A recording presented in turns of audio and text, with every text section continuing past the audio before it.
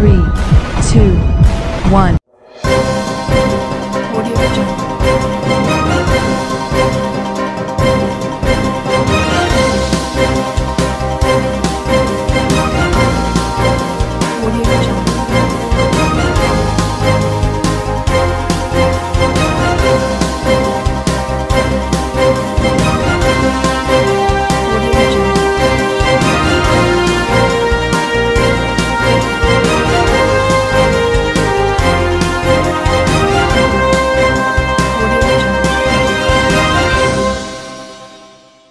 नमस्कार, मैं हूं नरेश राघानी और आप देख रहे हैं हॉराइजन न्यूज।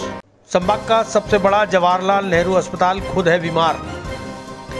डॉक्टर सहित अस्पताल प्रशासन मरीजों की जान के साथ कर रहा है खिलवाड़। तनिष्क ज्वेलर्स अजमेर पहले से भी बेहतर सेफ्टी के गोल्ड स्टैंडर्ड्स के साथ तैयार है आपके आगमन के लिए। सुंदर आभूषण और बेहतरीन कलेक्शन के लिए आज ही अपॉइंटमेंट बुक करें। Visit Tanishq jewellers, India motor circle, Ajmer. मंगलवार को आम आदमी पार्टी की संभाग प्रभारी कीर्ति पाठक ने एक पत्रकार वार्ता के दौरान संभाग के सबसे बड़े जवाहरलाल नेहरू चिकित्सालय को खुद ही बीमार बताया। उन्होंने कहा कि प्रदेश के मुख्यमंत्री अशोक गहलोत कोरोना में चिकित्सकीय प्रबंधन पर अपनी पीठ खुद थपथपा रहे हैं, जबकि अजमेर का JLN अस्पताल अपनी हालात खुद बयां कर रहा है। यहाँ लगातार हादसे दर हादसे पेश आ रहे हैं। वहीं कोरोना संक्रमितों की चिकित्सकीय लापरवाही से मौत हो रही है, लेकिन उसके बावजूद भी कोई भी जिम्मेदारी लेने को तैयार नहीं है। यहाँ के मुख्य चिकित्सा एवं स्वास्थ्य अधिकारी यदि खुद बीमार होते हैं तो अपना इलाज कराने जयपुर जाते हैं। कार्डियोलॉजी विभागाध्यक्ष डॉक्टर RK गोखरू बीमार होते हैं तो अपना इलाज कराने जयपुर जाते हैं। मेयर धर्मेंद्र गहलोत बीमार होते हैं तो अपना इलाज कराने जयपुर जाते हैं, लेकिन ललित भाटी अपना इलाज कराने जयपुर नहीं JLN अस्पताल जाते हैं और मौत का शिकार हो जाते हैं। ऐसा क्यों है? यहाँ वेंटिलेटर नहीं है, जो वेंटिलेटर है वह शॉर्ट सर्किट से फूंक चुके हैं। ऐसे में ब्यावर की तेज कंवर की मौत का जिम्मेदार अस्पताल प्रशासन है, क्योंकि उसे समय पर वेंटिलेटर उपलब्ध नहीं कराया गया। कीर्ति पाठक ने और भी कई गंभीर आरोप चिकित्सा विभाग और चिकित्सकों पर लगाए हैं। उन्होंने राज्य सरकार से एक जांच कमेटी गठित कर 10 दिन में इन समस्त प्रकरणों की जांच कराने की मांग की है, अन्यथा आंदोलन की चेतावनी भी दी है। जैसा कि हम सब जानते हैं कि हमारे प्रदेश के जो मुख्यमंत्री हैं वो लगातार अपनी पीठ थपथपाए जा रहे हैं कि कोरोना महामारी के समय में उनका प्रबंधन आला दर्जे का है। जब वो अपनी पीठ थपथपा रहे थे, उन्हीं दिनों में हम देखें तो हमारे यहाँ पर मौत का तांडव हो रहा था अजमेर में। अजमेर का जो अस्पताल है, संभाग का सबसे बड़ा अस्पताल JLN, उसको हम दूसरे शब्दों में बोल सकते हैं एक अस्वस्थ अस्पताल है। अगर हम देखें तो हमारे एक मीडिया के साथी हैं अतुल बाग, उनके फादर की डेथ ऑक्सीजन नहीं मिलने से हुई। उनके फादर की डेथ हुई जब शॉर्ट सर्किट हुआ, और उन्होंने उससे पहले बोला भी कि शॉर्ट सर्किट लग रहा है, तब उन्हें डांट के भगाया गया। उसके बाद कल एक और व्यक्ति हैं, ऑक्सीजन के बिना उनकी डेथ हुई, जो गोटा कॉलोनी के थे। साथ में कल मेरे को बुलाया गया फ़ोन करके, और वहाँ पर तेज कंवर नाम की एक महिला को रेफ़र किया गया था ब्यावर से, जो कोविड सस्पेक्ट थी। उनका सैचुरेशन 30 था और यहाँ पर वेंटिलेटर उपलब्ध नहीं था। अब क्या होगा? अंत में क्या बोला जाएगा कि सीरियस पेशेंट्स थे, इस कारण से वो मर गए। लेकिन ये नहीं बताया जाएगा कि सच्चाई ये है कि उनको अगर उस समय पर वेंटिलेटर मिल जाता तो शायद वो लोग बच सकते थे। हमारे यहाँ के CMHO साहब को देखते हैं, वो बीमार पड़ते हैं, जयपुर जाते हैं। हमारे यहाँ कार्डियोलॉजिस्ट डॉक्टर गोखरू बीमार पड़ते हैं, जयपुर जाते हैं इलाज कराने। डॉक्टर गहलोत बीमार पड़ते हैं, वो जयपुर जाते हैं। तो क्या आम आदमी ही वो कीड़ा मकोड़ा है जो इनके कुप्रबंधन का शिकार होगा? हम सबको ये बातें सोचनी पड़ेंगी, आम जनता को भी सोचनी पड़ेगी। अब जैसा कि रिपोर्ट मिल रही है, 2017 से बिजली के उपकरण और वायर्स का देखभाल के लिए कोई भी बजट रिलीज़ नहीं हुआ। अब इस पर 2 प्रश्न उठ जाते हैं कि क्यों नहीं रिलीज़ हुआ, पहला ये। दूसरा एक अहम प्रश्न जो हम सब भूल जाते हैं वो ये है कि क्या सार्वजनिक निर्माण विभाग के लोगों ने अपने आला अफसरों के माध्यम से हमारे कलेक्टर साहब और मुख्यमंत्री को सूचित किया? क्या उन्होंने ये सूचना दी कि 2017 से कोई भी देखभाल यहाँ बिजली के उपकरण और वायर्स की नहीं हो रही है JLN में? ये भी हमारे को सोचना पड़ेगा। इसके अलावा एक अहम मुद्दा जो ये है वो है कि आज बीजेपी और कांग्रेस दोनों मुंह में दही जमा के बैठी हैं जब से हमारे यहाँ पर ये वायर फॉल्ट का मामला हुआ है। क्यों बैठी हैं? क्योंकि बीजेपी की जो पुरानी सरकार है उसी के समय से ये लगातार ये चला आ रहा है कि यहाँ पर प्रबंधन नहीं किया गया। कांग्रेस की अभी की सरकार है तो वो लोग चुप होंगे। इसी के लिए आम आदमी पार्टी अब एक अल्टीमेटम दे रही है कि 10 दिन के भीतर हमको एक जांच समिति चाहिए, एक ऐसी जांच समिति जिसके अंदर ये हमारी मांग है कि जिसमें एक तो अभी अस्पताल प्रबंधन से जुड़ा हुआ कोई भी डॉक्टर ना हो और आज की तारीख में सेवारत कोई भी तकनीकी इंजीनियर ना हो उस समिति के अंदर। समिति के मेंबर्स हों सेवानिवृत्त डॉक्टर्स, सेवानिवृत्त तकनीकी एक्सपर्ट्स, अजमेर के प्रबुद्ध नागरिक, अजमेर का जो स्थानीय मीडिया हाउस है उसका एक एक व्यक्ति उसमें होना बहुत ज़रूरी है क्योंकि मीडिया को सबसे अंदर की बातें पता होती हैं। साथ ही राजनीतिक दल क्योंकि सेवा कार्य करते हैं उनका भी एक एक प्रतिनिधि होना मंजूर होना चाहिए। इसके अलावा अजमेर के जो विभिन्न संगठन और एनजीओज़ हैं जिन्होंने कोविड काल के अंदर जी भर के मेहनत करी थी और खूब पैसा लगा करके लोगों की देखभाल करी थी, वो भी इस समिति के मेंबर्स होने चाहिए। 10 दिन के भीतर यदि राज्य सरकार ने इस प्रकार से कोई जांच कमेटी नहीं बनाई जैसा हम मांग कर रहे हैं तो हम विरोध करेंगे, आम आदमी पार्टी विरोध करेगी और इस विरोध की समस्त जिम्मेदारी राज्य सरकार की होगी। वहीं पत्रकार वार्ता के दौरान अस्पताल में कोविड-19 से हुई एक और मौत की जिम्मेदार अस्पताल प्रशासन पर थोपते हुए उनकी पत्नी अंजू कनौजिया को भी पत्रकारों से रूबरू कराया गया।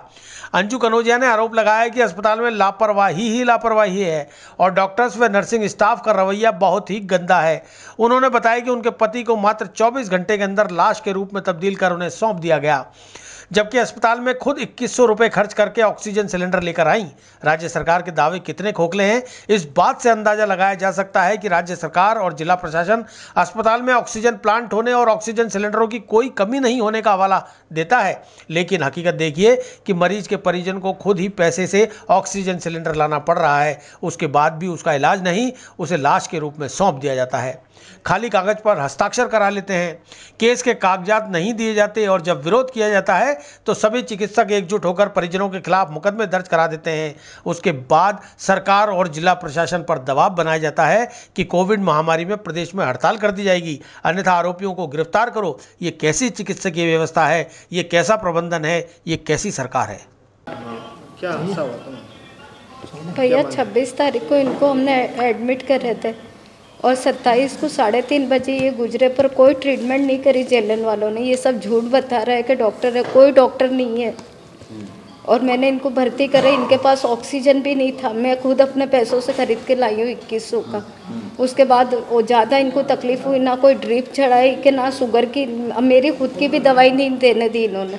जब वो ख़त्म हो गए जब कह रहे और कोरे कागज़ पे साइन करा है, कोई बता ही नहीं रहा, ना कोविड की जांच करी और कह रहे कि कोरोना हो गया था, चमर घाटी पे रख दी डेड बॉडी। बहुत गलत कर रही है हॉस्पिटल वाले। आपको रिपोर्ट वगैरह नहीं दी? नहीं भैया, कोई रिपोर्ट नहीं दी है मेरे को। मरीज का क्या नाम है? अनिल कनौजिया। किसकी लापरवाही मानते हैं आप? मैं डॉक्टरों की लापरवाही मानती हूँ। इसमें आपने तो शिकायत करी थाने वाले में? शिकायत नहीं, कोई शिकायत ही नहीं करी। आपसे दबाया गया? ये डॉक्टर ही गलत है। मैं तो आपको ये बोलूँ, कहीं शिकायत का मौका, क्योंकि हमारे साथ इतना हादसा हो गया। जब हंसता चलते हुए मैं मेरे हस्बैंड को लेके गई हूँ और इन्होंने ऐसे करके डेड बॉडी दे दी 1.5 दिन के अंदर। उनको शुगर था तो शुगर की दवाई भी लेके गई तो कह रही है कि दवाई नहीं लेने की, चल तेरी दवाई साइड में रख। बहुत अनशन तरीके से तो बात कर ही नहीं रहे। तो मैं सारा ये हॉस्पिटल को ही दोष दे रही हूँ कि ना मेरा, या तो मेरा आदमी की इन लोग ने चीज़ें निकाल के बेच दी है हॉस्पिटल वालों ने, मैं ये दावा कर रही हूँ, या तो मेरे को रिपोर्ट ला के दो कि मेरा आदमी को था कोरोना, तो मैं एक्सेप्ट कर लूँगी कि हाँ था, पर ना खांसी, ना जुकाम, ना बुखार, तो उसको कोरोना मैं कैसे मान लूँ? रिपोर्ट भी नहीं दी थी? नहीं, कोई रिपोर्ट नहीं दी। उनके मरने के बाद उनकी डेड बॉडी हुई तो मेरे देवर को बोलते आधार कार्ड लाओ, इनकी कोविड की जांच होगी। जबकि हमारे घर वाले अड़ गए थे कि हम डेड बॉडी लेके जाएंगे, तो कि इसको तो कोरोना है, तो रिपोर्ट कहाँ है? तो रिपोर्ट भी नहीं दी। किस तरह का बर्ताव था हॉस्पिटल वालों? बहुत गंदा था, बहुत गंदा। और मैं तो कहती हूँ कोई नहीं जाओ जेलन के अंदर, क्योंकि आज मैंने मेरा आदमी खोया, मेरी ज़िंदगी बर्बाद हुई है, हॉस्पिटल वालों की नहीं, मेरा घर बर्बाद हो रहा है। और जबकि मैं 3000 कमाने वाली, मैंने किस तरह से मेरा आदमी का ऑक्सीजन किया और ऑक्सीजन की टंकी भी ख़त्म थी। जब डॉक्टरों को ढूंढने गई, एक डॉक्टर भी हाजिर नहीं था। जब उनकी डेथ हो गई, जब आई है और मैंने बोला ना कि दीदी डॉक्टर ये टंकी ख़त्म है, तो कह रही है ज़्यादा बोल रही है, तेरे को धक्के दे के बाहर निकाल दूँगी।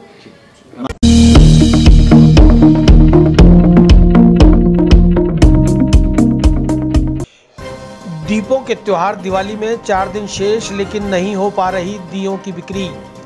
कोरोना महामारी के बीच दिए बनाने वाले कुम्हार भी हैं निराश। तनिष्क ज्वेलर्स अजमेर पहले से भी बेहतर सेफ्टी के गोल्ड स्टैंडर्ड्स के साथ तैयार है आपके आगमन के लिए। सुंदर आभूषण और बेहतरीन कलेक्शन के लिए आज ही अपॉइंटमेंट बुक करें। Visit Tanishq jewellers, India motor circle, Ajmer. इस वर्ष कोरोना महामारी की वजह से हिंदुओं का सबसे बड़ा पर्व दीपावली त्योहार भी पहले की तरह नहीं मनाया जा रहा। ना ही दीपावली की रौनक नजर आ रही है। दिया बनाने वाले कुम्हार भी बेहद निराश हैं। मिट्टी से दिए सहित अन्य सामानों का निर्माण करने वाले बुजुर्ग चेतराम प्रजापति बताते हैं कि पिछले साल जहां 1 से 2 लाख दियों का निर्माण करते थे, वहीं इस बार सिर्फ 40,000 दिए ही बनाए हैं। वह भी बिकना मुश्किल है। कोरोना काल चल रहा है और आपने इस बार दिए नहीं बना के कुल्ला बना रहे हो, क्या वजह? दरअसल ये साहब दिए की खपत नहीं है इतनी, दूसरा कोरोना के अंदर दुकानें नहीं लगाने दे रहे, ये हिसाब सर क्या इसलिए चाय के सकोरे बना रहे हैं। अच्छा, क्या वजह रही है ऐसा? वजह साहब दिए जलाने के लिए अनुमति बहुत कम है इधर, इसलिए क्या है। अच्छा, पहले कितने दिए बनाते थे आप? कितने दिन पहले लग जाते थे? और इस बार दिवाली सर पे आ गई है और अभी तक आप? पहले साहब 2 महीने पहले हम दिए बनाने लग जाते हैं, 1 सवा लाख दिए बनाते थे। अब साहब हमने 40,000 दिए बनाए, वो भी खपत नहीं है। अच्छा, तो कहाँ से आती है इसकी मिट्टी दिए बनाने? ये मिट्टी वहाँ तालाब से आती है और ये खेतों से आती है क्या। अच्छा, इस बार आपको किस तरह से नुकसान होगा? पहले आपने कितने दिए बनाते थे और अब पहले क्या लाख का दिए बना लेते थे, अब मैंने 40,000 दिए बना रखे, वो भी खपत नहीं है। रवि प्रजापति ने बताया कि जिला प्रशासन कुम्हारों के प्रति थोड़ा नरम रुख अपनाए और उन्हें 2-3 दिनों के लिए दुकानें लगाने की अनुमति दे दे तो उनकी भी दीपावली मन जाएगी, वरना कोरोना ने तो कमर तोड़ दी है। इससे दीपक बनाते हो, क्या रहता है? सबसे पहले इसके लिए हमको मिट्टी मंगानी पड़ती है गांव से, खेतों की। फिर ये मिट्टी को गलाया जाता है। फिर ये मिट्टी गलाने के बाद इसके पीढ़े बनाए जाते हैं जो ये चाक पर चल रहे हैं। फिर ये इससे दिए बनाकर इस धूप में सुखाया जाता है। फिर इसको भट्टी में पकाया जाता है। फिर ये पूरी तरीके से बाज़ार में बिकने के लिए तैयार हो जाते हैं। क्या मानते हो कि इस बार कोरोना काल था? यही मानना है कि लग रहा था कि तेज़ी रहेगी, लेकिन कुछ तेज़ी नहीं रही। जहाँ जो दिए हम होलसेल में 500 रुपये के 1000 देते थे, वो हमें 100 रुपये कम में, मतलब 400 रुपये 1000 में देने पड़ रहे हैं। 350 तक में देने पड़ रहे, इतनी मत दी है। क्या मानते हो कि चाइना का बहिष्कार है, तो इस बार आपको लगता था कि दिवाली अच्छी बनेगी आपकी? लगता तो यही था, चाइनीज़ आइटम का बहिष्कार है, लेकिन मार्केट में कहीं ना कहीं चाइनीज़ आइटम अभी भी बिक ही रहे हैं। चोरी छुपे ही सही, लेकिन बिक रहे हैं। बिल्कुल पूरी तरीके से बहिष्कार नहीं हुआ है। लोग अभी भी डिज़ाइन वाले दियों पर ज़्यादा ध्यान देते हैं, इन मिट्टी के दियों पर कम। तो किस तरह से तो लगता है कि आपकी दिवाली ढंग से बन पाएगी? ये लगता है कि अगर प्रशासन थोड़ा सा हमें सपोर्ट करे और हमारी दुकानें लगने देवे तो थोड़ा हमारे को सहायता मिल जाएगी। बस प्रशासन से यही अपील है कि ज़्यादा नहीं तो हमको 4 दिन की तो कम से कम मोहलत दी जाए, क्योंकि हम खुद ही इसी धंधे के भरोसे टिके हुए हैं। पहले कितने दिए बनाते थे? पिछले साल हमने इस टाइम तक 5 लाख दिए बना लिए थे, लेकिन इस साल सिर्फ 1 से 1.5 लाख दिए बन पाए हैं अभी तक हमारे। वहीं राहुल ने बताया कि उम्मीद है दिए बनाने से कुछ आमदनी हो जाए। हालांकि पहले से भाव काफ़ी कम मिल रहे हैं, पर फिर भी कुछ बिक्री होने की उम्मीद है। लेकिन कोरोना की मार हर तरफ नजर आ रही है। बाजार में दिए बेचने के लिए जगह उपलब्ध नहीं कराई जा रही, ऊपर से जिला और पुलिस प्रशासन का डंडा अलग।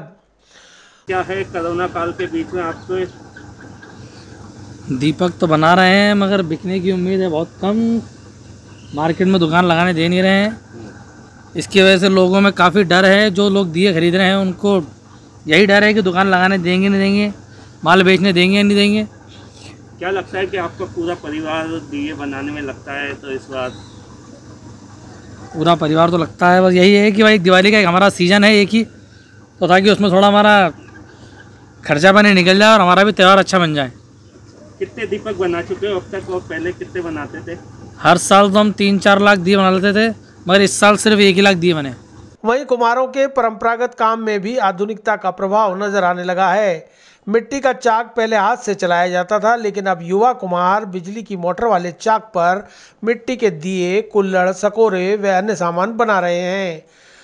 वहीं जो काम पहले ब्रश से रंग करके किया जाता था, उसे भी अब स्प्रे मशीन से किया जा रहा है।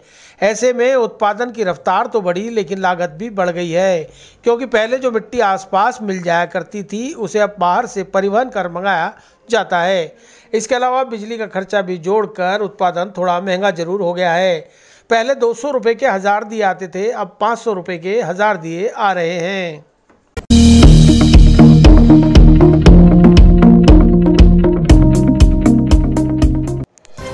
जिला परिषद सदस्य के चुनाव में वार्ड संख्या 24 से भरे गए नामांकन में गलत सूचना देने का आरोप।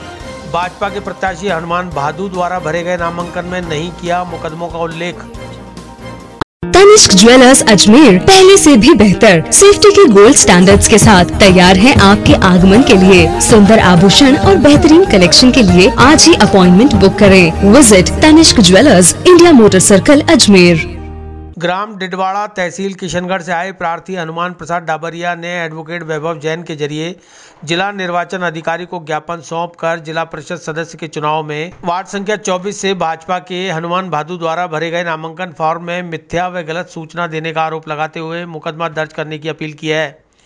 एडवोकेट वैभव जैन ने बताया कि ग्राम डिडवाड़ा तहसील किशनगढ़ के वार्ड नंबर 24 से कल भरे गए नामांकन में लोक सेवक व चुनाव अधिकारी को गलत व मिथ्या जानकारी दी गई है, जबकि आवेदक के विरुद्ध SC/ST एक्ट सहित IPC की धारा 452, 323, 354 में आरोप लंबित है। लिहाजा जिला निर्वाचन अधिकारी प्रत्याशी के नामांकन को रद्द कर उनके खिलाफ आपराधिक मामला दर्ज कर कार्रवाई करें। एक यूँ था कि एक जिला परिषद सदस्य के चुनाव में वार्ड 24 से हनुमान भादु है भाजपा के प्रत्याशी, उन्होंने फार्म भरा है, तो उसमें ऐसी जानकारी आई कि जो हनुमान भादु है उनके खिलाफ SC/ST कोर्ट जो माननीय न्यायालय अजमेर के वहाँ पे मुकदमा एक सरकार बनाम हनुमान वगैरह एक मुकदमा है, उसमें आरोप विरचित किए गए हैं। इनके खिलाफ जो आरोप विरचित किए गए अंतर्गत धारा 452, 323, 354 और 3(1)(10) SC/ST एक्ट के तहत आरोप विरचित किए गए 1 फरवरी 2020 को। और इसमें क्या है कि 7 साल से ऊपर की सज़ा है, 7 साल तक की सज़ा है। और चूँकि निर्वाचन नामांकन फॉर्म में आपको ये जानकारी भी देनी होती है कि भाई आप पे कितने मुकदमे चल रहे हैं, क्या किसी में आरोप विरचित किया गया है, तो हमारी जानकारी अनुसार इन्होंने उस तथ्य को छुपाकर फॉर्म भरा है। तो हमने 2 एप्लीकेशन दी है, जो सरपंच साहब है हनुमान प्रसाद जी, इनके द्वारा 2 एप्लीकेशन दी गई है कि एक तो ये कि इनका नामांकन खारिज किया गया है वार्ड 24 से, क्योंकि इन्होंने गलत जानकारी दी है, तो नामांकन खारिज करने की लगाई है। और एक एप्लीकेशन हमने दी है कि चूंकि इन्होंने लोक सेवक को मिथ्या जानकारी दी है, मिथ्या शपथ पत्र दिया है और भ्रामक जानकारी देकर फॉर्म प्रस्तुत किया है, उसके खिलाफ धारा 199, 166, 200, 198 IPC आदि धाराओं में इनके खिलाफ आपराधिक कृत्य चूँकि बनता है, इसके खिलाफ जिला निर्वाचन अधिकारी को हमने ज्ञापन दिया है कि भाई उसके खिलाफ इस कृत्य में अगर जांच में पाया जाता है उन्होंने मिथ्या जानकारी दी है तो उनके द्वारा मुकदमा दर्ज कराया जाए। ये सरपंच साहब के द्वारा हमने ये एप्लीकेशन दिलवाई है।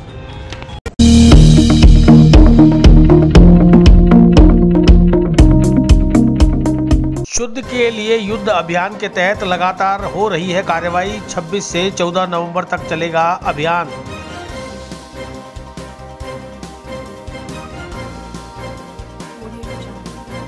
तनिष्क ज्वेलर्स अजमेर पहले से भी बेहतर सेफ्टी के गोल्ड स्टैंडर्ड्स के साथ तैयार है आपके आगमन के लिए। सुंदर आभूषण और बेहतरीन कलेक्शन के लिए आज ही अपॉइंटमेंट बुक करें। Visit Tanishq jewellers, India motor circle, Ajmer. आम जनता को शुद्ध खाद्य पदार्थों, दूध उत्पादों और मिठाइयों की उपलब्धता सुनिश्चित करने के लिए शुद्ध के लिए युद्ध अभियान 26 अक्टूबर से 14 नवंबर तक चलाया जा रहा है। इसके तहत प्रशासन और पुलिस की टीमें मिलावटखोरों के खिलाफ लगातार कार्रवाई को अंजाम दे रही हैं। अभियान के अंतर्गत दूध, मावा, पनीर सहित दुग्ध उत्पादों की जांच, आटा, बेसन, खाद्य तेल, घी की जांच, सूखे मेवे, मसालों की जांच के साथ बाट एवं माप की जांच भी की जा रही है। अभियान के लिए गठित जांच दल में टीम लीडर, उपखंड अधिकारी अजमेर अवधेश मीणा, पुलिस उप अधीक्षक, पुलिस निरीक्षक, खाद्य सुरक्षा अधिकारी, रमेश सैनी, LMO मनीष भटनागर, प्रवर्तन अधिकारी राहुल भावरिया, हिमानी पिपलीवाल, अंकिता जैन, अजमेर डेयरी प्रतिनिधि संजय शर्मा, गुणवत्ता नियंत्रक डेयरी देवराज शहर के अलग अलग बाजारों में कार्रवाई को अंजाम दे रहे हैं। जांच दल ने मंगलवार को न्यू अंबावाड़ी धोबीघाट रोड तोपदड़ा में मिठाइयों की फैक्ट्री पर कार्रवाई को अंजाम दिया। खाद्य सुरक्षा अधिकारी रमेश सैनी ने बताया कि शुद्ध के लिए युद्ध अभियान के अंतर्गत मिलावटी वस्तुओं को बेचने और बनाने वालों के खिलाफ सख्त कार्रवाई की जा रही है। तोपदड़ा में आनंद नमकीन एंड स्वीट्स उद्योग पर कार्रवाई को अंजाम दिया गया है, लेकिन यहां पर मालिक राजेंद्र कुमार, पूनम चंद सहित कोई भी नौकर मौजूद नहीं है, जिसके चलते यहां कार्रवाई करते हुए उनकी अनुपस्थिति में फैक्ट्री को सीज कर नोटिस चस्पा किया जा रहा है। यहां जांच के दौरान भारी मात्रा में सोन पपड़ी का स्टॉक मिला है, जिसमें 6 क्विंटल सोन पपड़ी पर एक्सपायरी डेट अंकित है, जबकि 2.5 क्विंटल माल पर डेट ऑफ एक्सपायरी नहीं लिखी गई है। वहीं फैक्ट्री के अंदर 6 घरेलू गैस सिलेंडर भी प्राप्त हुए हैं, जिनका व्यावसायिक उपयोग किया जा रहा था। इस पर जिला रसद विभाग की अधिकारी अंकिता जैन ने उन्हें जब्त कर केस बनाया है। उन्होंने कहा कि मिलावट के खिलाफ दीपावली त्योहार तक लगातार कार्रवाई जारी रहेगी। तो कार्रवाई तो बता चुके मैं बार बार गया है कि ये जो हमारा अभियान चल रहा है, इस अभियान के तहत हम तोपदड़ा में आए थे। तोपदड़ा में जितनी भी मिठाई की दुकानें, डेयरियाँ हैं, जहाँ पे कि हमने सैंपल लिए, निरीक्षण किया। उस दौरान एक दुकान पे हमको सोन पपड़ी का स्टॉक पाया गया। इस पर हमने चेक किया, चेक करने पर डेट ऑफ पैकिंग लिखी हुई नहीं थी, बेस्ट बिफोर लिखा हुआ नहीं था। तो उसकी पूछताछ की कि माल कहाँ से आया। उस पूछताछ में जो बताया उसने कि कोई राजेंद्र गहलोत नाम से हैं, उनकी कोई फैक्ट्री है यहाँ तोपदड़ा में। वहाँ तोपदड़ा में ढूंढते हम इस फैक्ट्री तक पहुँचे हैं। फैक्ट्री में पहुँचने के बाद हमने यह पाया कि यहाँ कोई भी आदमी मौजूद नहीं है, मालिक भी नहीं है, कोई नौकर भी नहीं है, किसी तरह के किसी आदमी कोई प्रेजेंस नहीं है। उस स्थिति में यहाँ जो माल पड़ा गया है, लगभग इसके बाद 5 से 6 टन माल, 6 क्विंटल माल पड़ा हुआ है, जो तैयार माल है, जो पैक किया हुआ है, जिसके ऊपर डेट ऑफ पैकिंग भी लिखी हुई है, बेस्ट बिफोर भी लिखा हुआ है, FSC लाइसेंस नंबर भी लिखा हुआ है। लगभग 2.5 क्विंटल माल जो पड़ा हुआ है वो लगता है कि एक्सपायरी डेट का माल है, जो एक साइड में पड़ा हुआ है। उसके अलावा इसके पास लगभग 6 सिलेंडर डोमेस्टिक पाए गए हैं, जिनको कि जब्त कर लिया गया है। और मालिक को फ़ोन करके हमने उसके फ़ोन नंबर जो लिखा हुआ था उससे संपर्क किया। संपर्क करने के बाद उसने हमको उसको बुलाने के लिए कहा, तो उसने कहा कि मेरे घर में कोई डेथ हो गई और मैं उस वजह से घर चले गया हूँ। तो मैंने कहा, अब उसको समझाया कि भैया एक बार आप अपनी फैक्ट्री में आ जाओ किसी भी तरीके से। तो उसने कहा कि साहब मैं पहुंच रहा हूं। उसका 1 घंटे हमने इंतजार कर लिया, लेकिन अभी तक उस आदमी की आया भी नहीं है और फ़ोन उसका अभी लग नहीं रहा है और फ़ोन उठा नहीं रहा है। उस स्थिति में हमारी मजबूरी ये है कि उसका जो कैंपस है फैक्ट्री का, उसमें लगभग 3 कमरे हैं जो सामान भरा पड़ा है, कुछ में स्टॉक पड़ा हुआ है, उनको हम सीज कर रहे हैं। और मेन गेट जो है उसको सीज करके इसके नोटिस चस्पा कर देंगे कि आकर के विभाग में सूचना दें और संपर्क करें, जिससे कि अग्रिम कार्रवाई की जा सके। क्या प्रक्रिया थी सर इसे बनाने की? सोन पपड़ी बना रहे हैं। इसके पास मैदा पड़ी हुई है, घी है, तेल जो है इसमें बना रहा है, तेल पड़ा हुआ है। वो सारे के सारे ऐसा कहीं संदिग्ध नहीं लग रहा है कि जो कोई नुकसानदायक हो या हानिकारक हो। जो भी चीज़ें काम में ले रहा है वो ऐसी नहीं लग रही कि किसी तरह की मिलावट कर रहा है। सोन पपड़ी ही बना रहा है। बनाने को रॉ मटेरियल भी उसके पास ऑथेंटिक है, गलत मटेरियल नहीं दिख रहा।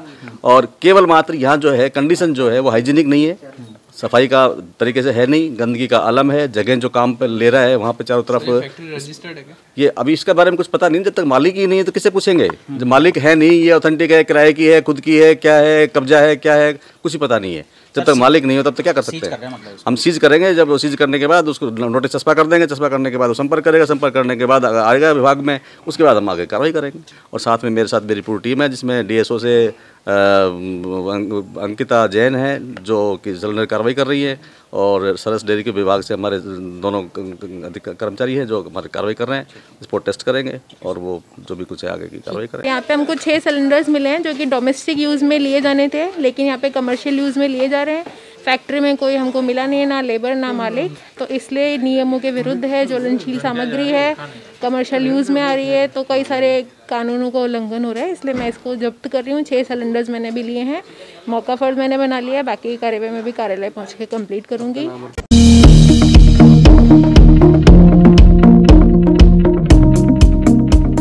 जिला निर्वाचन अधिकारी ने भाजपा और कांग्रेस के वकीलों की दलीलें सुनकर दिया फैसला। जिला परिषद सदस्य के चुनाव में वार्ड 24 से भाजपा के प्रत्याशी हनुमान भादु का नामांकन किया खारिज। तनिष्क ज्वेलर्स अजमेर पहले से भी बेहतर सेफ्टी के गोल्ड स्टैंडर्ड्स के साथ तैयार है आपके आगमन के लिए। सुंदर आभूषण और बेहतरीन कलेक्शन के लिए आज ही अपॉइंटमेंट बुक करें। Visit Tanishq jewellers, India motor circle, Ajmer. मंगलवार को कांग्रेस के हनुमान प्रसाद डबरिया ने जिला परिषद सदस्य के चुनाव में वार्ड संख्या 24 से भाजपा के हनुमान बादू पर नामांकन फॉर्म में गलत सूचना देने का आरोप लगाते हुए आपत्ति दर्ज कराई थी, जिस पर जिला निर्वाचन अधिकारी प्रकाश राज पुरोहित ने भारतीय जनता पार्टी और कांग्रेस के दोनों पक्षों के वकीलों की दलीलों को सुना। इसके बाद हनुमान बादू के केस की पत्रावली न्यायालय अभियोजक से मंगाई गई। इसके बाद जिलाधीश ने फैसला सुनाते हुए भाजपा के प्रत्याशी हनुमान बादू का नामांकन खारिज कर दिया। इस मौके पर मौजूद वार्ड 24 से कांग्रेस के प्रत्याशी जगदीश चौधरी का कांग्रेस जनों ने माला पहनाकर अभिनंदन किया।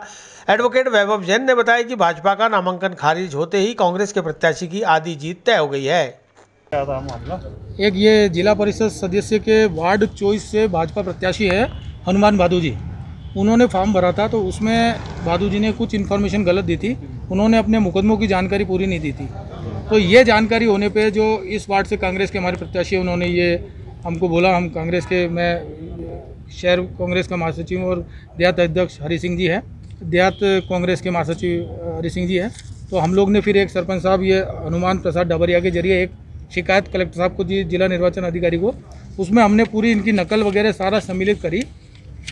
SC/ST कोर्ट न्यायालय से 1 फरवरी 2020 को जो ये प्रत्याशी है हनुमान बादू, इनके खिलाफ SC/ST कोर्ट ने 1 फरवरी 2020 को 452, 323, धारा 354 भारतीय दंड संहिता IPC और 3(1)10 SC/ST एक्ट के तहत आरोप विरचित किए हैं। और एक्ट में और नगर पालिका चुनाव में और इनमें यह है कि परिषद चुनाव में कि अगर किसी पे आरोप विरचित हो गए जिसमें 5 साल से ऊपर की सज़ा का प्रावधान है 7 साल, तो वो अयोग्य हो जाता है। तो इसकी शिकायत हमने बाकायदा सत्यापित नकलें आरोप पत्र की साथ में लगाकर ये शिकायत हमने कलेक्टर साहब को की थी।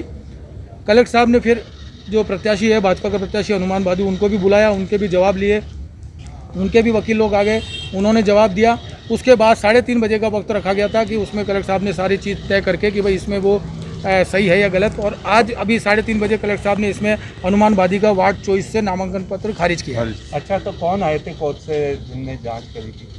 जांच इसमें कलेक्टर साहब ने अपने स्तर पे हमसे जो हमारी शिकायत थी उस पर उन्होंने, इनका जवाब था, जो हनुमान बादू जी थे उनका जवाब था कि वो जो न्यायालय ने जिस पे आरोप लगाया वो मैं नहीं हूँ, ये सरासर गलत और झूठ और तथ्य क्या है। इसके लिए हमने एक और एप्लीकेशन हनुमान बादू जी के खिलाफ कलेक्टर साहब को दी है कि अगर किसी भी लोक सेवक को अगर कोई भ्रामक जानकारी, शपथ पत्र या अगर उसमें कोई झूठे तथ्य बताए जाते हैं तो उस पर झूठी जानकारी देने का 166, 199, 200 IPC के तहत मुकदमा और दर्ज होता है। तो एक एप्लीकेशन हमने और दी कि ये झूठी भ्रामक जो जानकारी दी है इस पर इन पर फौजदारी मुकदमा दर्ज कराया जाए, साथ ही नामांकन खारिज किया जाए। और उसमें कलेक्टर साहब ने स्पेशल PP SC/ST कोर्ट के उनको तलब किया, उनसे रिपोर्ट मांगी, PP साहब को तलब किया, उनसे रिपोर्ट मांगी, उन्होंने लिखित में रिपोर्ट दी कि ये वही मुकदमा है और वही जो जिस पे हनुमान बादू के खिलाफ जो आरोप लगे वही मुकदमा मानते हुए फिर कलेक्टर साहब ने सारी जांच करके अपनी फाइंडिंग देके नामांकन पत्र खारिज किया और हमने हमारे जो प्रत्याशी है उनको बधाई भी दे दी। आधी जीत इनकी तय हो गई। इससे पूर्व जिलाधीश कार्यालय कक्ष में भाजपा और कांग्रेस के अधिवक्ताओं सहित पदाधिकारियों के बीच तीखी बहस भी हुई। वहीं भाजपा के प्रत्याशी व पूर्व जिला प्रमुख पुखराज पहाड़िया ने कहा कि कांग्रेस अपनी हार की बौखलाहट में ऐसे प्रपंच कर रही है, हमारे पास और भी कैंडिडेट हैं, घबराने की जरूरत नहीं है। आज शिकायत आई है? शिकायत कुछ नहीं, वार्ड नंबर 1 से लेकर के 32 तक के सारे फार्मों की जांच हो गई। वार्ड नंबर 24 पर एक ऑब्जेक्शन कांग्रेस के प्रत्याशी ने लगाया था कि साहब ये जो हनुमान जी बादू जो हमारे BJP का प्रत्याशी है उस पर कोई एट्रोसिटी का केस दायर है और उसको चार्जशीट मिली हुई है। इसके जवाब में हमने कहा है कि साहब इस पर मुकदमा नंबर भी दर्ज नहीं है और ये प्रूफ भी नहीं है कि हनुमान है या हनुमान बादू है। इसका हमने प्ली दिया है और इसका फैसला माननीय जिलाधीश महोदय करेंगे। अगर नहीं हो पाता है तो फिर क्या? हमारे पास बहुत ऑप्शन है, वैसे नहीं होने का तो कोई मतलब नहीं है, नहीं होगा तो ऑप्शन है, हमारे पास 4 कैंडिडेट है अभी वहाँ पर, कोई दिक्कत नहीं है। अतिरिक्त जिला कलेक्टर कैलाश चंद्र शर्मा ने बताया कि जिला परिषद सदस्यों के चुनाव के लिए कुल 102 नामांकन पत्र प्राप्त हुए, जिनकी स्क्रूटनी करने के बाद 89 नामांकन शेष बचे हैं, जिनमें से भी 4 प्रत्याशियों के 2-2 नामांकन दाखिल किए हैं। इस तरह से कुल 85 नामांकन पत्र दाखिल किए गए हैं। कल बुधवार दोपहर 3 बजे तक नाम वापस लिए जाने का समय निर्धारित है। इसके बाद प्रत्याशियों को सिंबल अलॉट किए जाएंगे। और जिला परिषद सदस्यों के लिए जो नामांकन पत्र प्राप्त हुए थे उनकी समीक्षा आज रिटर्निंग अधिकारी महोदय द्वारा की गई। कुल 102 नॉमिनेशन प्राप्त हुए थे उनमें से स्क्रूटनी के बाद अब कुल 89 नॉमिनेशन फॉर्म शेष बचे हैं। 4 कैंडिडेट्स ने 2-2 नॉमिनेशन दाखिल किए हैं। इस प्रकार से 85 कैंडिडेट्स शेष रहे हैं। अब इसकी समीक्षा के बाद में जो स्थिति है उसके आधार पर अब कल 3 बजे तक नामांकन या अपनी अभ्यर्थिता वापस ली जा सकती है। कल यानी कि 11/11/2020 को 3 बजे तक जो भी अपनी अभ्यर्थिता वापस लेना चाहें वो वापस ले सकते हैं और 11 नवंबर को 3 बजे सिंबल अलॉटमेंट की कार्रवाई की जाएगी। सर, एक कोई कांग्रेस ने आरोप लगाया था बीजेपी वाले पर, उसका क्या? वार्ड नंबर 24 में एक आपत्ति प्राप्त हुई थी जिस पर आपत्ति को सुनने और उसकी इंक्वायरी करने के बाद रिटर्निंग अधिकारी महोदय ने निर्णय लेकर के और जो अभ्यर्थी था उसको नामांकन के लिए योग्य नहीं पाते हुए उस नामांकन को निरस्त किया है।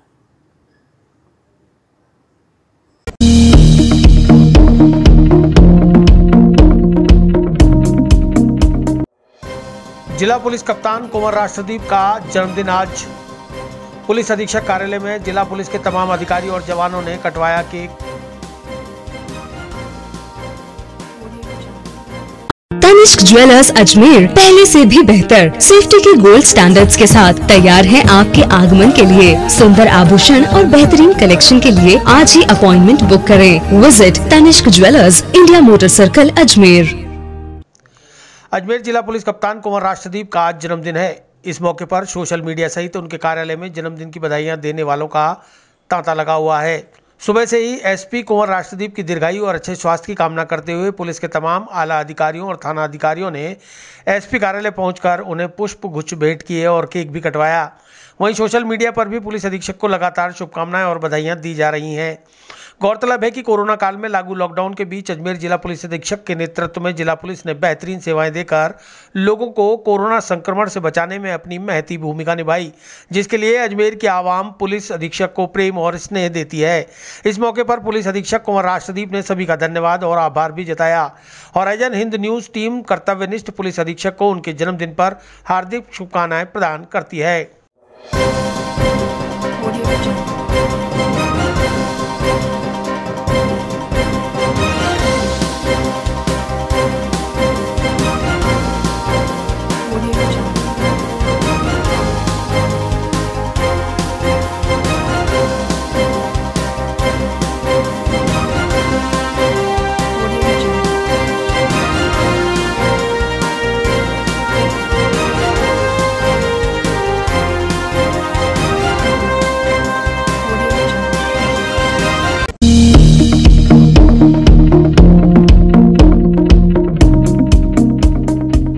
वर्ल्ड डायबिटीज डे के अवसर पर इस साल कोरोना के चलते होगी ऑनलाइन क्विज प्रतियोगिता।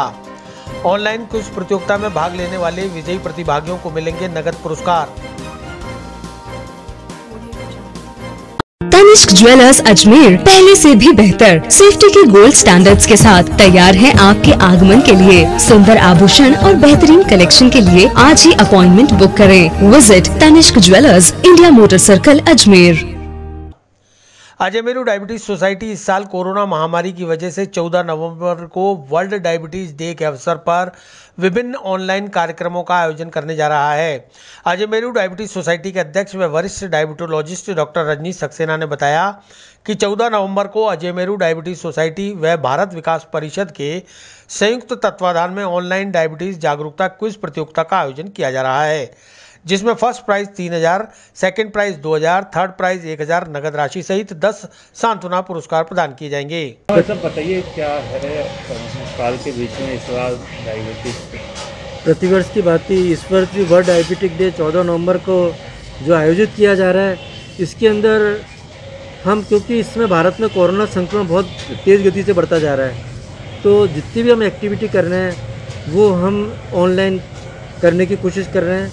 दूसरा हम देखते हैं कि जो कोरोना से जो कैजुअलिटी होती है या मोर्टिलिटी होती है या डेथ होती है वो 70% व्यक्ति डायबिटीज़ रोग से ग्रस्त होते हैं। तो इसलिए हम कोशिश कर रहे हैं कि सामान्य जनता को, उसके साथ साथ मधुमेह के रोगियों को और मेडिकल स्टाफ को डायबिटीज़ के बारे में जागरूक कर सकें कि किस तरह वो इस समय इस कोरोना संक्रमण में अपने आप को बचा के रख सकता है, किस तरह अच्छी शुगर कंट्रोल कर सकता है और किस तरह सामान्य जीवन गुजार सकता है।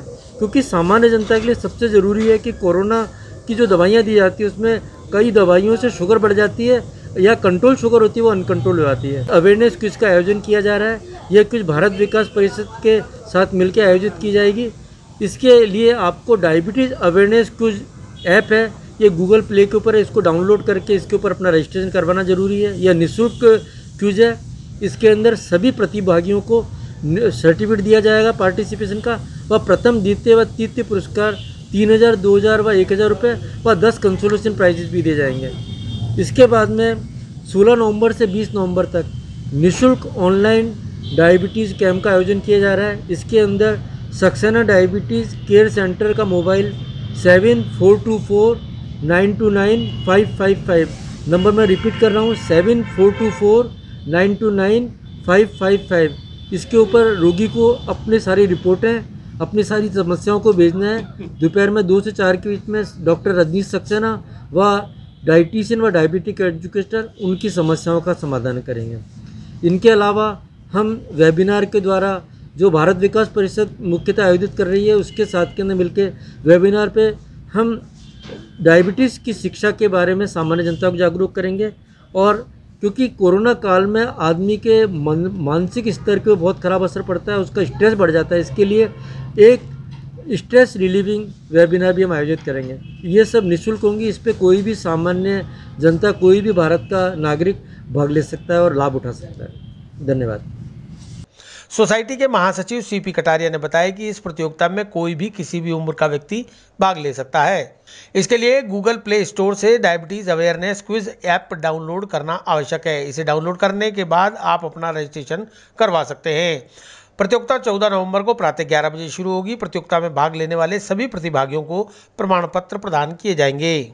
सोसाइटी द्वारा प्रतिवर्ष वर्ल्ड डायबिटीज डे 14 नवंबर पर विभिन्न कार्यक्रम आयोजित किए जाते हैं। प्रतिवर्ष तो जन जागरण मेला और विशाल चिकित्सा शिविर आयोजित किया जाता है, लेकिन इस बार सारे कार्यक्रम ऑनलाइन ही होंगे। इसके तहत वेबिनार भी होगी, चिकित्सा सलाह शिविर भी हो रहा है और दूसरे सारे कार्यक्रम होंगे। क्या मानते हो कोविड की वजह से आपने ये कोविड की वजह से कि कोविड के चलते डायबिटीज़ रोगियों पर सबसे ज़्यादा प्रभाव पड़ रहा है, सबसे ज़्यादा पॉजिटिव भी वो हो रहा है और डेथ का आंकड़ा देखें तो उनकी संख्या ज़्यादा है। इस दृष्टि को देखते हुए जो डायबिटीज़ के पेशेंट हैं और जो डायबिटीज़ के पेशेंट नहीं हैं और कई paramedical staff, nursing staff, dietitian आदि जो उनका इलाज कर रहे हैं, उनको भी आज की तारीख में जागरूक करने की ज़रूरत है।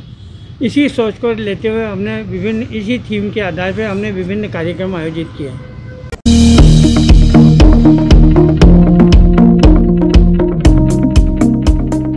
मास्क को जीवन दिनचर्या का हिस्सा बनाएं, कहा कलेक्टर राज पुरोहित ने।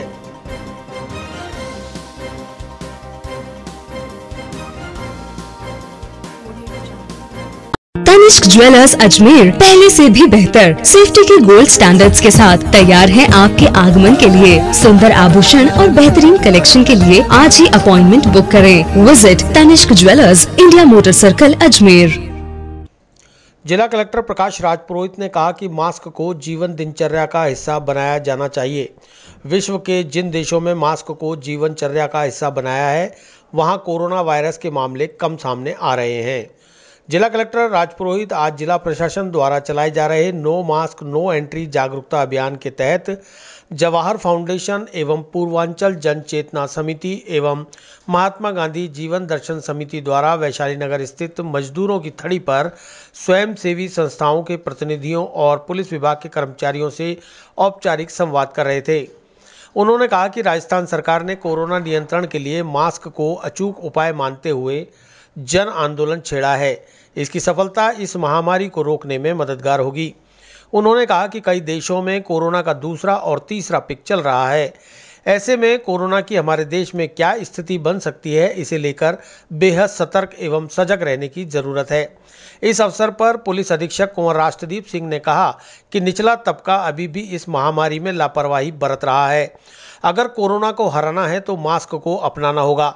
जिला प्रशासन द्वारा चलाए जा रहे जन जागरूकता अभियान जन आंदोलन के तहत जवाहर फाउंडेशन द्वारा आयोजित मास्क वितरण कार्यक्रम में महात्मा गांधी जीवन दर्शन समिति के संयोजक एवं पूर्व विधायक डॉक्टर श्री गोपाल बाहिती, उप पुलिस अधीक्षक प्रियंका रघुवंशी, पूर्वांचल जन चेतना समिति के अध्यक्ष राजेंद्र गोयल, महासचिव शिव कुमार बंसल के नेतृत्व में आम जन को मास्क लगाने की समझाइश की गई और जरूरतमंदों को 1000 मास्क वितरित किए गए। जवाहर फाउंडेशन के प्रभारी रजनीश शर्मा ने बताया कि कोविड-19 संक्रमण से बचाव के लिए राजस्थान के मुख्यमंत्री अशोक गहलोत के निर्देशानुसार चलाए जा रहे जन जागरूकता अभियान के तहत अभी तक अजमेर में 50,000 से अधिक जरूरतमंदों को मास्क वितरित किए जा चुके हैं। साथ ही नो मास्क नो एंट्री के स्टिकर भी लगाए जा रहे हैं। इस अवसर पर सबा खान, गणेश चौहान, गजेंद्र बोहरा, सौरभ यादव, नरेंद्र तूनवाल, तुषार यादव, अजय बंसल, रोहित चौहान, सुशीला गहलोत, संजय बंसल, प्रेम सिंह गौड़ सहित पुलिस विभाग के कर्मचारियों ने सोशल डिस्टेंस मेंटेन करते हुए मास्क के प्रति जागरूक किया और जरूरतमंदों को मास्क वितरित किए।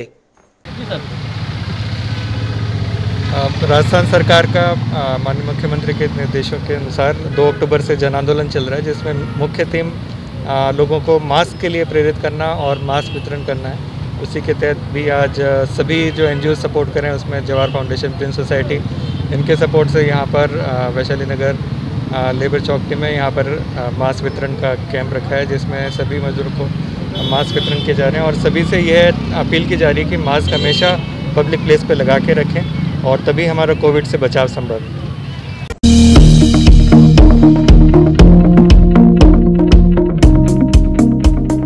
सरकारी गाइडलाइन की पालना जरूरी, उपायुक्त देविका तोमर। आकर्षक रंगोली बनाकर दिया कोरोना बचाव का संदेश।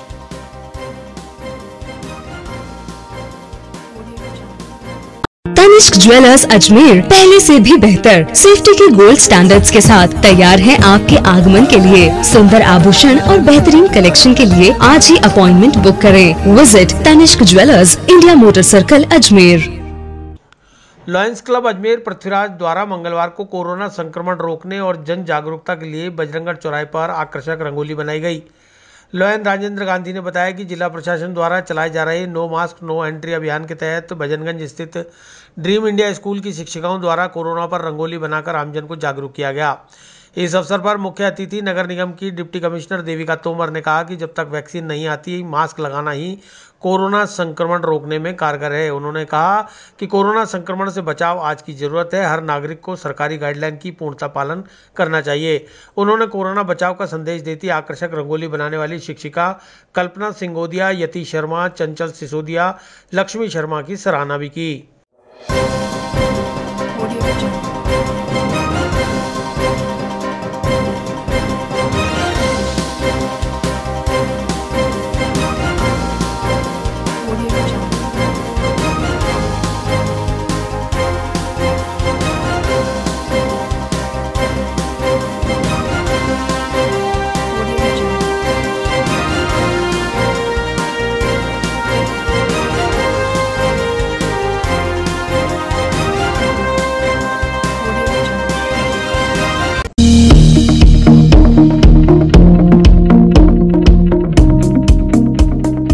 एसडीएम राठौड़ ने पुष्कर की साफ सफाई और अन्य विकास के मुद्दों पर की चर्चा।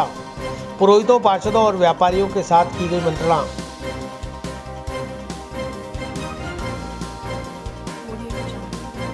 तनिष्क ज्वेलर्स अजमेर पहले से भी बेहतर सेफ्टी के गोल्ड स्टैंडर्ड्स के साथ तैयार है आपके आगमन के लिए। सुंदर आभूषण और बेहतरीन कलेक्शन के लिए आज ही अपॉइंटमेंट बुक करें। Visit Tanishq jewellers, India motor circle, Ajmer. Deepavali के त्योहार को देखते हुए मंगलवार को उपखंड अधिकारी दिलीप सिंह राठौड़ ने होटल सरोवर में पुष्कर सरोवर के 52 घाटों और वैकल्पिक कुंडों की साफ सफाई को लेकर नगर पालिका, विद्युत, जलदाय सहित संबंधित विभागों के कर्मचारियों, तीर्थ पुरोहित संघ, व्यापारी मंडल के पदाधिकारियों के साथ एक महत्वपूर्ण बैठक का आयोजन कर सुझाव आमंत्रित किए और दीपावली से पहले सरोवर के घाटों पर बने कुंडों की साफ सफाई करने के लिए नगर पालिका को निर्देशित किया। बैठक में पहुंचे तीर्थ पुरोहितों, व्यापारियों ने सुझाव दिया कि घाटों पर चारा बेचने वाले गंदगी फैलाते हैं, जिसके कारण सरोवर के घाटों पर गौवंश मंडराते रहते हैं, जिससे श्रद्धालुओं को भी कभी कभी समस्याओं का सामना करना पड़ रहा है। खास बात यह रही कि बैठक में स्थानीय 25 पार्षदों में से महज 7 पार्षदों ने भाग लिया, जो चर्चा का विषय बना रहा। बैठक रखी गई, क्या निर्णय लिए गए? आज उपखंड प्रशासन, नगर पालिका प्रशासन और जो पुष्कर के स्थानीय लोग हैं उनके सबके साथ एक सामूहिक बैठक का आयोजन किया गया और उसका जो प्रायोजन था वो ये था कि पुष्कर सरोवर को हम कैसे साफ सुथरा रख सकते हैं। और अभी एक दीपावली का महापर्व हमारे सामने आ रहा है, तो जनरली हम लोग दीपावली के अवसर पर अपने घरों, अपने प्रतिष्ठानों की भी साफ़ सफाई करते हैं। तो इसी सिलसिले में हम चाहते हैं कि जो आगामी 2-3 दिन हमारे पास बचे हैं, इसमें हम पुष्कर सरोवर, उसके घाट और इनकी भी साफ़ सफाई करें और इनको भी दीपावली के लिए तैयार करें। साथ ही साथ विभिन्न पार्षदगणों, विभिन्न व्यापारी गणों, विभिन्न तीर्थ पुरोहित संघ के पंडितों के हमारे बहुमूल्य सुझाव प्राप्त हुए हैं कि हम पुष्कर सरोवर और उसके आसपास की व्यवस्थाओं को कैसे और ज़्यादा सटीक कर सकते हैं, अच्छे सुचारू रूप से उनको चला सकते हैं। तो इस संदर्भ में भी हमने उनसे सुझाव लिए हैं और उन सुझावों पे मंथन करके और आगामी 3-4 दिनों में हम उसकी एक कार्य योजना बनाएंगे और उस कार्य योजना के आधार पे पुष्कर को और अच्छा बनाने के लिए प्रयास करेंगे। Thank you. उसमें आप क्या कहना चाहते हैं? आज बैठक हुई, उसमें सभी नागरिकों के द्वारा, अलग अलग मंडलों के द्वारा, संस्थाओं के द्वारा सुझाव दिए गए। पुष्कर सरोवर को स्वच्छ रखने के लिए और बावन घाटों को साफ सफाई रखने के लिए, यात्रियों को सुविधा देने के लिए यहाँ बहुत सुझाव दिए गए।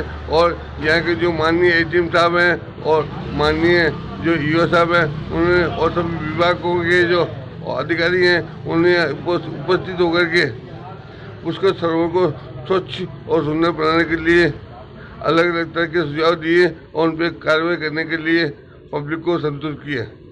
आप क्या इस बैठक से संतुष्ट हैं? निर्णय अभी तक तो आज के हिसाब से संतुष्ट है। अब आगे प्रशासन इसके लिए क्या कार्रवाई करता है वो दिखाया जाएगा। वो आने वाले मेले में और पुष्कर सरोवर जो भले प्रशासनिक तरफ से मेला नहीं भरे, लेकिन आम जनता की तरफ से तो ये मेला भरेगा, तो यहाँ पब्लिक आएगी। इसको प्रशासन को ध्यान में रखना चाहिए और उसके हिसाब से व्यवस्था करनी चाहिए।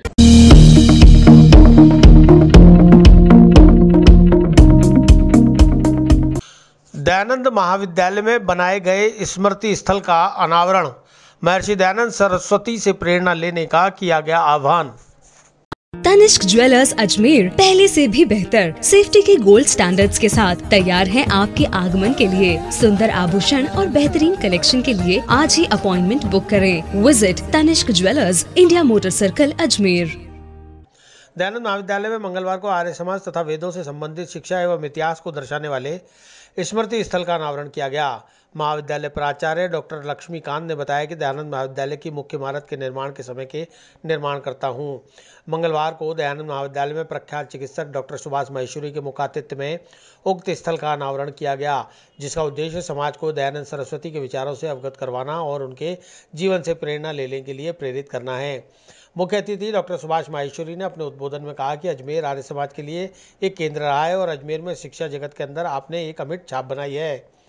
महर्षि दयानंद सरस्वती ने भी अपने जीवन के अनेक अवसर अजमेर केंद्र को दिए। ऐसे में अजमेर वासियों को और महाविद्यालय के प्रत्येक विद्यार्थियों को उनके जीवन वृतांत से प्रेरणा लेते हुए उनके द्वारा वेदों के माध्यम से दी गई शिक्षाओं को ग्रहण करने का प्रयास करना चाहिए।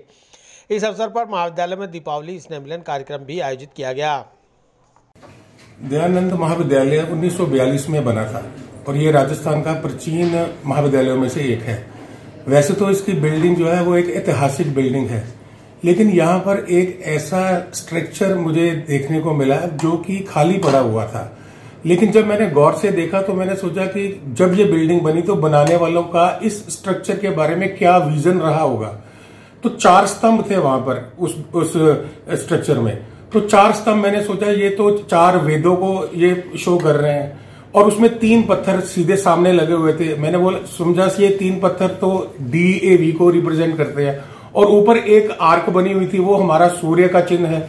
तो मैंने उसको क्रियान्वित करने के लिए डीएवी की स्थापना से लेकर इस महाविद्यालय की स्थापना और डीएवी प्रबंध कर्तृ समिति की स्थापना को वहां पर शो किया है। और मुझे लगता है कि जिन्होंने ये स्ट्रक्चर बनाया होगा आज से 70-80 साल पहले, उनके मन में भी ऐसी ही कोई बात रही होगी कि यहाँ पर ये चीज स्थापना की जाए।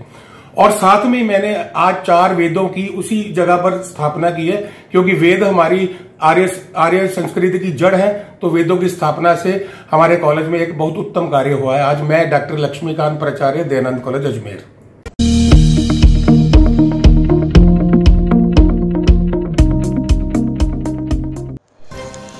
कोरोना जन जागरूकता के लिए एनएसएस और एनसीसी कैडेट्स ने निकाली रैली। राजकीय कन्या महाविद्यालय से मेडिकल कॉलेज तक निकाली गई रैली, कई तरह की हुई प्रतियोगिताएं। तनिष्क ज्वेलर्स अजमेर पहले से भी बेहतर सेफ्टी के गोल्ड स्टैंडर्ड्स के साथ तैयार है आपके आगमन के लिए। सुंदर आभूषण और बेहतरीन कलेक्शन के लिए आज ही अपॉइंटमेंट बुक करें। Visit Tanishq jewellers, India motor circle, Ajmer. मंगलवार को राजकीय कन्या महाविद्यालय से एनएसएस और एनसीसी कैडेट्स द्वारा कोरोना के विरुद्ध चलाए जा रहे जन अभियान के तहत रैली निकाली गई। रैली को राजकीय कन्या महाविद्यालय से अतिरिक्त जिला कलेक्टर शहर विशाल दवे और महाविद्यालय प्राचार्य उमेश भार्गव ने हरी झंडी दिखाकर रवाना किया। कोरोना काल में सोशल डिस्टेंसिंग को ध्यान में रखते हुए 30 एनएसएस और 30 एनसीसी कैडेट्स ने हाथों में स्लोगन लिखी तख्तियां लेकर आमजन में जागरूकता फैलाई। साथ ही जरूरतमंदों को मास्क का वितरण भी किया। प्राचार्य उमेश भार्गव ने बताया कि राज्य सरकार द्वारा शुरू किए गए जन अभियान के तहत सभी कोरोना संक्रमण के प्रति लोगों में जागरूकता पैदा करने के लिए प्रयासरत हैं। इसी में अपनी सहभागिता निभाते हुए 5 राज एनएसएस और 2 राज नेवल एनसीसी कैडेट्स ने भी अपनी भूमिका निभाई है। जागरूकता रैली निकाली गई है क्या? 26 तारीख को माननीय मुख्यमंत्री महोदय अशोक गहलोत साहब ने आह्वान किया था कि कोरोना से बचाव के लिए, इस महामारी से बचाव के लिए जन जागरण का कार्यक्रम आयोजित किए जाएं। उसी संदर्भ में हमारी एनएसएस और एनसीसी की दोनों इकाइयों ने ये छात्रों की एक रैली निकाली है, जो यहाँ से कॉलेज प्रांगण से प्रारंभ होकर बस स्टैंड होते हुए जेएलएन मेडिकल कॉलेज को समाप्त होगी। हम इसमें बच्चों के साथ कई प्रकार के कार्यक्रम भी करवाएंगे और मास्क का वितरण भी हम जिन जिन लोगों के पास है वो भी किया जाएगा। इसके अलावा हम इस जागरण हेतु जो पोस्टर प्रतियोगिता और नारा की प्रतियोगिता, निबंध लेखन की प्रतियोगिता का भी आयोजन कर रहे हैं, जिसका रिजल्ट निकाल के छात्रों को पुरस्कृत कर रहे हैं। इनके द्वारा आज रैली को रवाना करा गया था। आज एसडीएम साहब थे, विशाल दवे साहब को हमने आमंत्रित किया था, उन्होंने इस रैली को हमारे पास कैडेट तो 50 नेवल में है और 50 आर्मी में है, लेकिन हमने सिर्फ 30-30 कैडेट दोनों यूनिट से बुलाए थे, क्योंकि हम चाहते थे कि इसमें सोशल डिस्टेंसिंग मेंटेन रहे, इसलिए हमने ज़्यादा बच्चों को इन्वॉल्व नहीं किया। 30 दोनों यूनिट से 30-30 बच्चों को बुलाया। कोरोना जागरूकता अभियान जो गवर्नमेंट द्वारा चलाया जा रहा है, उसमें विभिन्न सरकारी विभाग हैं और एनजीओ हैं और अन्य संस्था हैं, वो सभी इसमें पार्टिसिपेशन कर रही हैं और जनता को ज़्यादा से ज़्यादा जागरूक करने का काम कर रही है। इसी के तहत आज सावित्री कॉलेज में ये कार्यक्रम रखा गया है। जो एनसीसी और कैडेट हैं उनके बच्चों ने सबने मिलकर कोरोना जागरूकता के लिए रैली का आयोजन किया था, उसी के संदर्भ में आज उपस्थित हुए थे।